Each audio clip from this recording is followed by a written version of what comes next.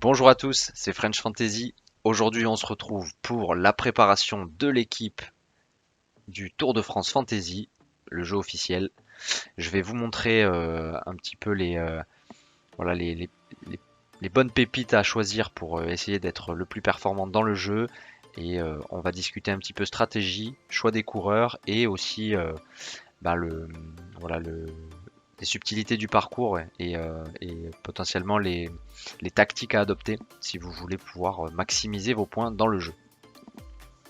Voilà, donc on est sur le jeu Tour de France Fantasy by Tissot. Alors, 120 crédits pour 8 coureurs, je trouve que c'est difficile cette année de trouver on va dire des pépites qui seraient un petit peu sous-cotées. Je trouve qu'ils ont vraiment mis à jour euh, les, euh, les prix des coureurs parce qu'en fait on peut voir ici que il y a on va dire les 4 coureurs qui se détachent un petit peu. Pogacar et Vingegaard qui sont à 23 étoiles tous les deux, donc c'est le plus cher du jeu et ça, voilà, ça bouffe une grosse partie du budget.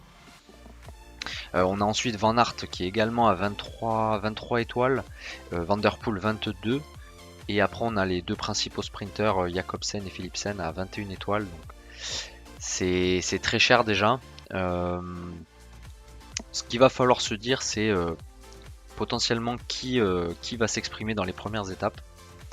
Et voilà, il faut essayer de. Bon, la tactique que je vais me donner, c'est de partir avec une équipe plutôt pour les premières étapes. Et, euh, et après, je vais changer au fur et à mesure du Tour de France, puisqu'on a voilà, des crédits pour pouvoir changer les joueurs de son équipe. Et voilà, je pense qu'on peut découper le tour quasiment en deux parties. Si on regarde, on a une première étape à Bilbao, au Pays Basque, qui est très accidentée, qui va plutôt correspondre au puncher. Puncher et grimpeur un petit peu rapide. Ensuite, la deuxième étape, on va être sur un parcours à peu près similaire avec le Reiskibel, pas très loin de l'arrivée, donc un gros col quand même. 8 km à 5%, ça va enlever un certain nombre de sprinters. Après, étape 3, on est sur quelque chose d'assez, allez, plutôt plat, même s'il y a un petit peu de côte quand même. Ça devrait finir au sprint. Étape 4, on part dans les Landes, ce sera une arrivée massive pour les sprinters. Pour la Reims, première étape de montagne, un peu moyenne montagne. Bon, il y a quand même le col du Soudé qui est un très gros col, loin de l'arrivée, mais gros col. Col de Marie-Blanque qui va faire très très mal. C'était une étape qui avait été remportée par Pogacar il y a quelques années, il y a 2-3 ans. Donc ça c'est un premier test. Deuxième gros test à Cotteret avec col d'Aspin, col du Tourmalet, gros enchaînement ici. Étape courte mais très dense. Et ensuite on repasse sur quelque chose d'un peu plus plat avec la transition vers Bordeaux qui devrait se finir par un sprint massif. Et on aura une étape que je considère plutôt plate quand même jusqu'à Limoges, entre Libourne et Limoges, qui devrait se finir par un sprint. Voilà. En tout cas, c'est la première partie, pour moi c'est ça jusqu'à la 8ème. Et ensuite après on va passer avec l'ascension du Puy-de-Dôme sur quelque chose de plus montagneux. Et je pense que déjà ça pourrait être l'occasion de faire un premier tri dans les coureurs. 9, 10, après on va être sur voilà, de la moyenne montagne.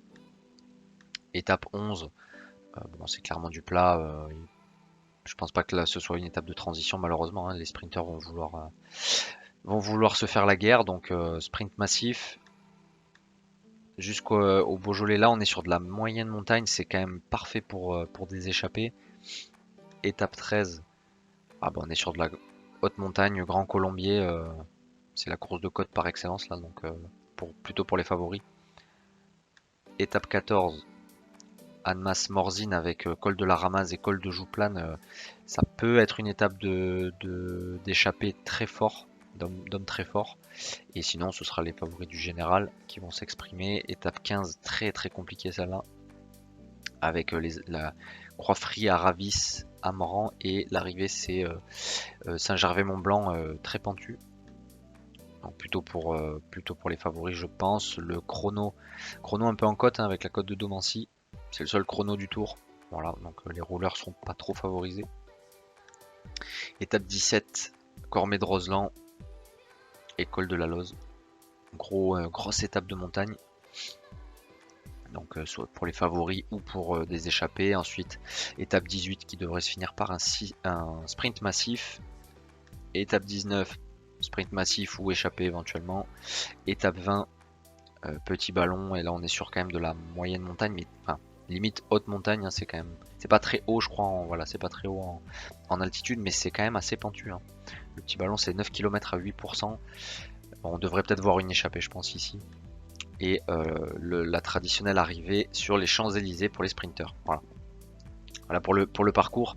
Donc je pense que je vais faire une équipe plutôt pour les 2 premières étapes et éventuellement jusqu'à la 8e étape, c'est-à-dire voilà, Libourne-Limoges. Et à la fin de cette étape-là, je pense qu'on pourra changer un petit peu la physionomie de son équipe. Voilà, après, historiquement, sur ce jeu, les personnes les mieux classées au général et qui sont, on va dire, régulières en fin d'étape, c'est ceux qu'il faut privilégier. Donc Pogacar, c'est un incontournable à mon avis. Vingegaard aussi. Pour moi, il y a 2 solutions. Ou vous partez avec Pogacar et Vingegaard, ou vous n'en prenez qu'un.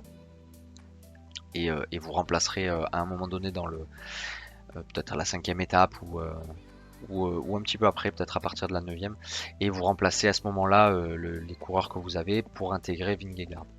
Personnellement, je vais prendre Pogacar uniquement au début parce que je le trouve plus offensif. Donc si jamais les favoris se découvrent sur les premières étapes, notamment la première, la deuxième et la 5e, Pogacar sera là et il fera le sprint. Donc voilà, en plus il est dans le classement du maillot blanc. Donc c'est un incontournable pour moi.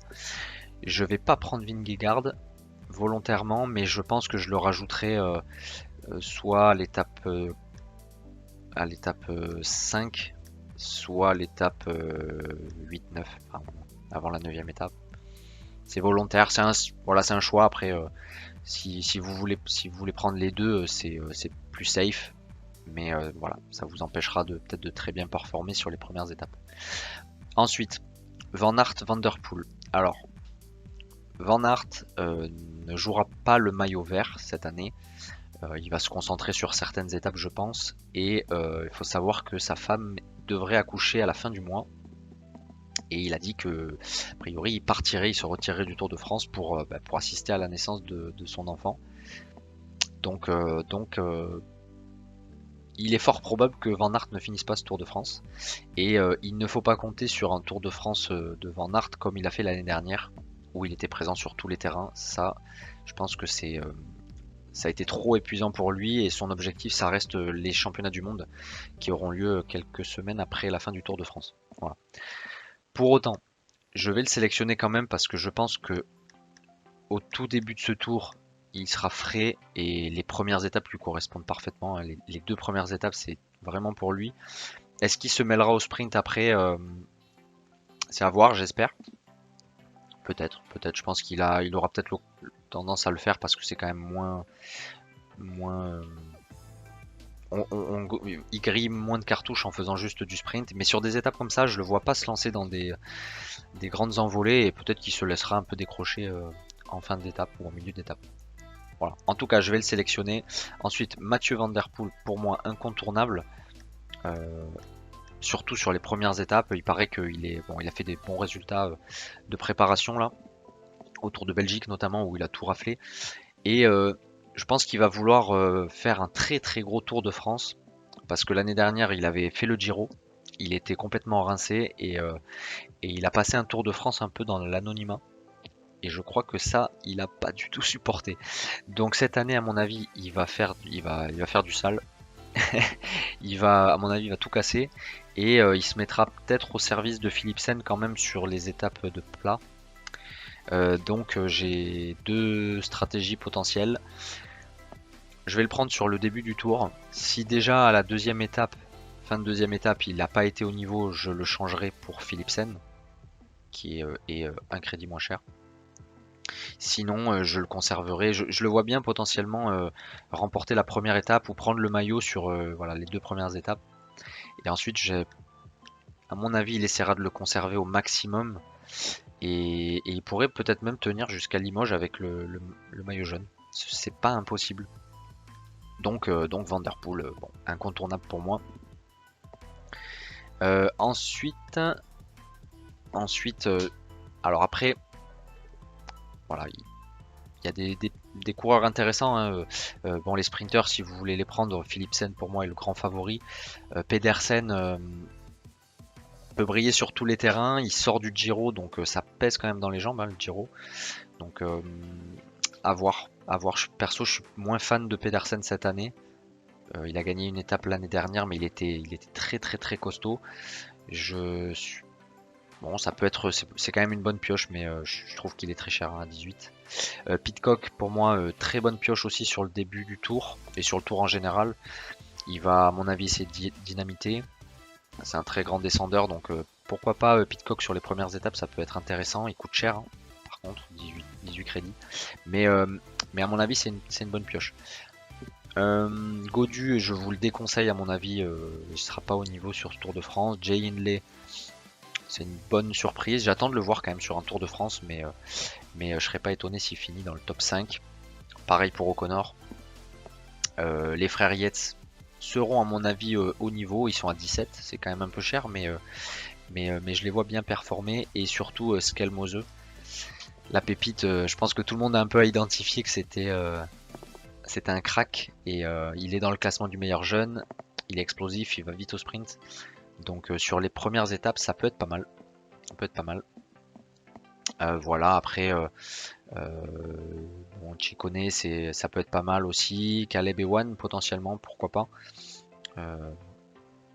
Bon, il tiendra pas sur les premières étapes, mais bon, il sera quand même dans les sprints massifs, alors pourquoi pas. Je trouve que ça peut être une bonne pioche. Je regarde juste la compo que j'avais préparée. Oui, voilà.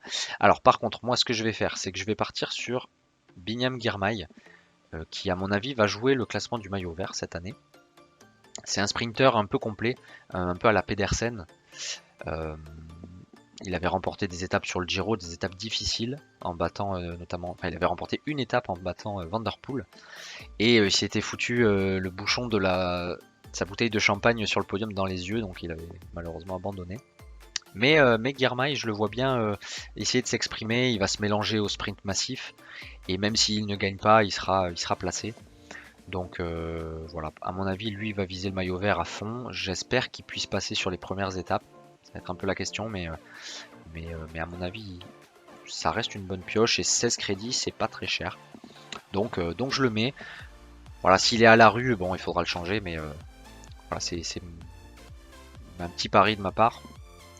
Ensuite, je vais plutôt faire une équipe de sprinters quand même au début. Et pour moi, il y a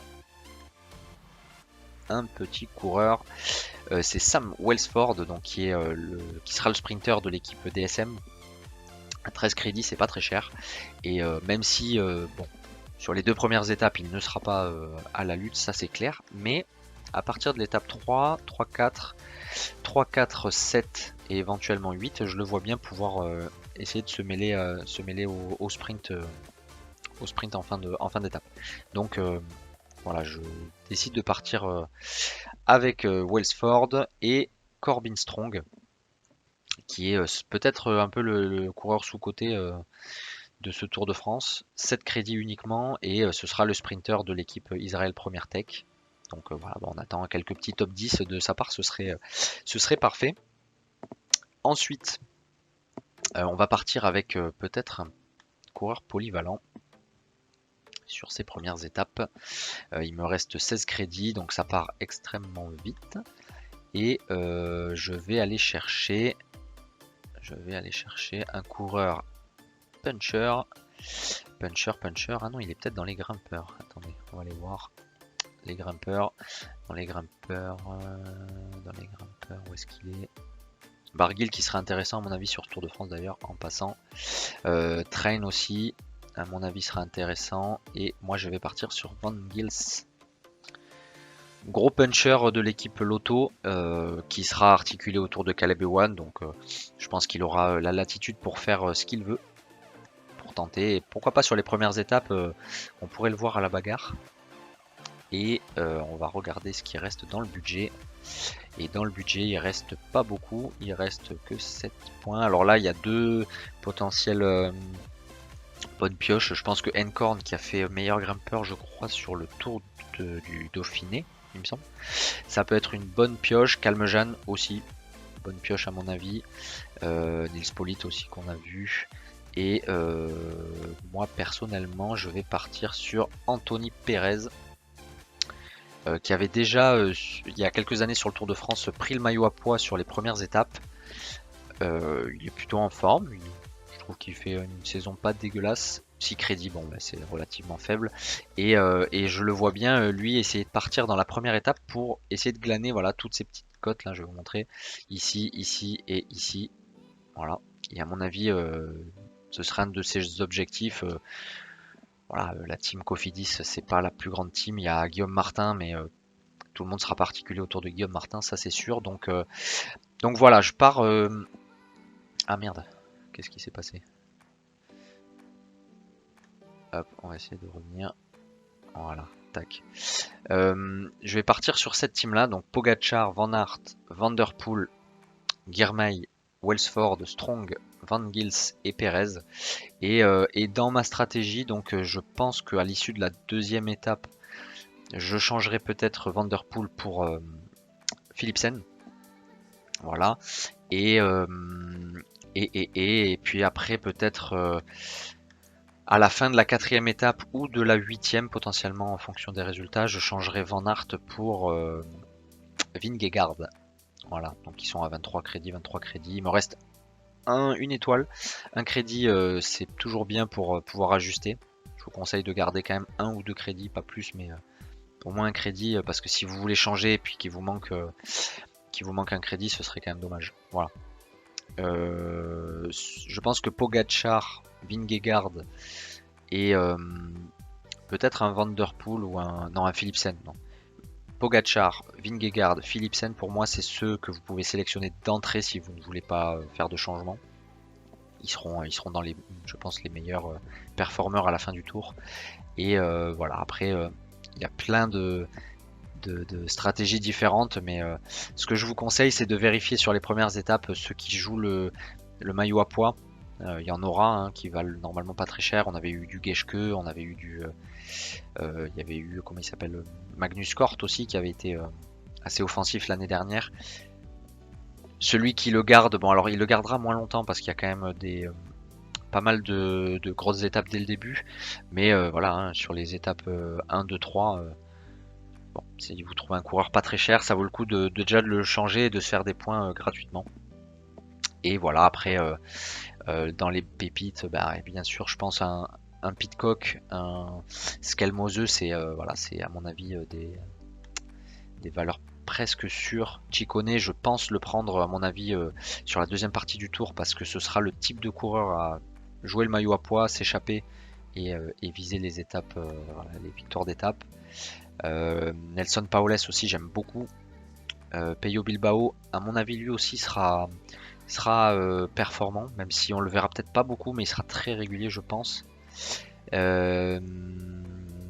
Jorgensen, à voir. Peut être très très bon, il a pas l'air super en forme, donc voilà, petite interrogation. Thibaut Pinot, à voir ce qu'il fait. Mais s'il joue un peu les étapes et le maillot à pois, ça peut être intéressant, tout comme Madouas. Madouas, à mon avis, très très bonne pioche. Il fera un meilleur tour que Gaudu, je pense. Voilà, après, qui c'est qu'on peut avoir? Félix Gall peut être pas mal. Kokar, bien sûr, ouais, toujours présent. Soren Kragh Andersen, à voir. J'aime bien Barguil, surtout sur la deuxième partie. Aramburu aussi peut être pas mal, surtout au début du tour. Il aura voilà, à cœur de s'exprimer, je pense. Bettiol, toujours une bonne pioche.